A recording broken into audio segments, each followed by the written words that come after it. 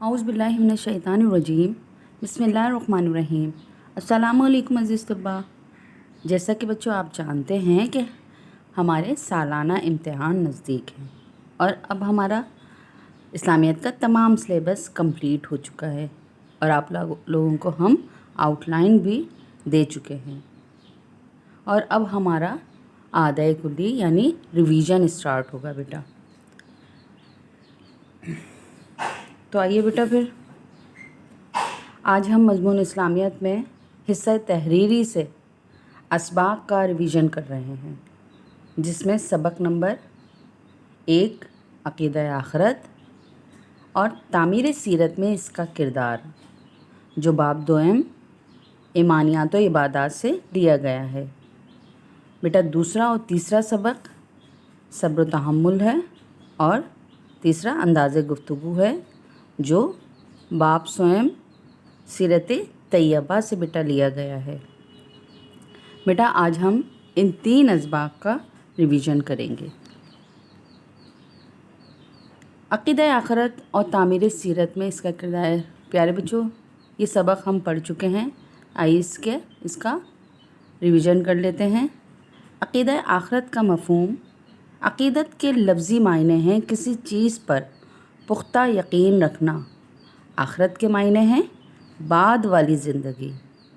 अक़ीदा आखिरत से मुराद है ऐसी ज़िंदगी पर पुख्ता यकीन रखना जो इस दुनिया की ज़िंदगी के बाद आने वाली है। बेटा अक़ीदा आखिरत इस्लाम के बुनियादी अक़ाइद में से एक अहम अक़ीदा है। इस्लामी तालीमात के मुताबिक एक दिन अल्लाह ताला इस दुनिया और इसकी तमाम मखलूक़ात को फ़ना कर देगा, इसको दोबारा ज़िंदा करेगा और मुर्दे कब्रों में से ज़िंदा होकर और सब जमा होकर अल्लाह ताला के सामने हाजिर होंगे। तमाम लोगों ने अपनी दुनियावी ज़िंदगी में जो कुछ अमाल किए हैं बेटा, इनका पूरा नामा अमाल अल्लाह ताला की अदालत में पेश किया जाएगा और हर शख्स के अच्छे बुरे अमाल का वज़न किया जाएगा। जिसकी भलाइयाँ बुराइयों से ज़्यादा वज़नी होंगी इसको बख्श दिया जाएगा और जिसकी बुराई का पलड़ा भारी रहेगा इसे सज़ा दी जाएगी। जिन लोगों की बख्शिश हो जाएगी वो जन्नत में जाएंगे और बेटा जो बेशुमार नेमतों की जगह है जन्नत। ओके बेटा, इसमें इंसान जो कुछ चाहेगा वो इसे मिलेगा। जिनको सज़ा दी जाएगी बेटा वो दोज़ख में जाएंगे, जो तरह तरह के अज़ाब की जगह है बेटा, जहन्नम। अब अक़ीदा आखिरत की अहमियत पर रोशनी डाल लेते हैं थोड़ी सी।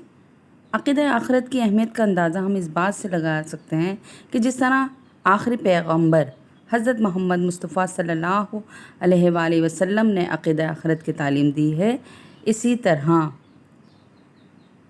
तमाम अंबिया अलैहिस्सलाम ने अपनी अपनी उम्मत को उसकी तालीम दी है और हर ज़माने में इस पर ईमान लाना लाज़मी शर्त रहा है। कुरान मजीद में हिदायत याफ्ता और कामयाब इंसानों की जो सिफ़ात बयान की गई हैं, इनमें से एक ये भी है कि वो आखिरत पर यकीन रखते हैं, जैसा कि कुरान मजीद में इरशाद बारी ताला है। तर्जुमा, और आखिरत का यकीन रखते हैं। अहले ईमान को इस दिन की हौलनाकी से ख़बरदार करते हुए अल्लाह ताला ने फरमाया, और इस दिन से डरो जबकि तुम अल्लाह ताला के हुजूर में लौट कर जाओगे।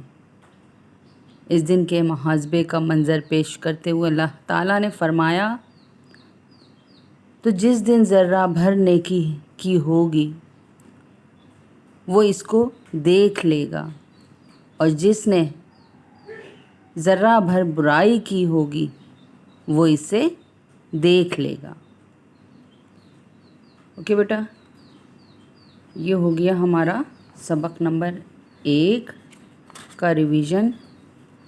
आइए अब सबक नंबर 2 का रिवीजन देखते हैं कि 2 में हमने کیا پڑھا تھا، کیا سمجھا تھا۔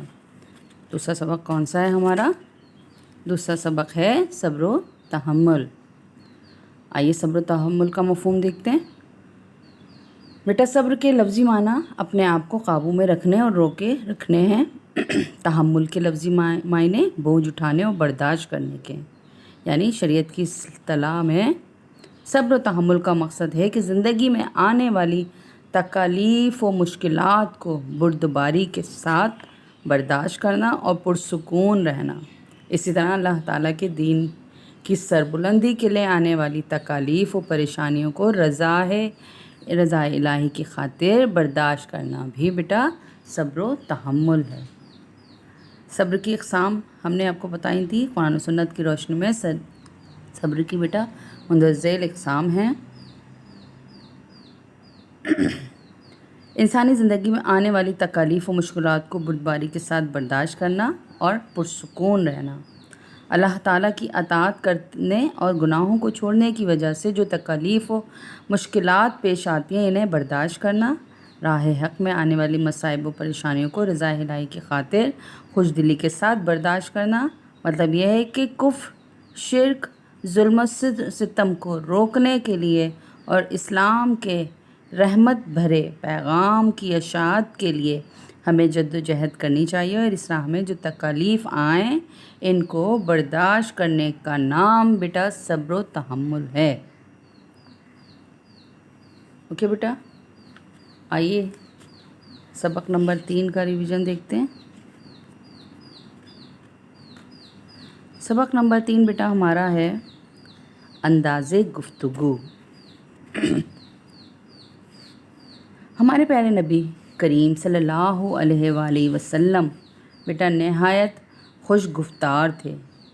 اللہ تعالیٰ نے انہیں معلم اخلاق بنا کر بھیجا تھا، اس لیے آپ صلی اللہ علیہ وآلہ وسلم کی گفتگو اخلاق کے کریمانہ کی آئینہ دار تھی۔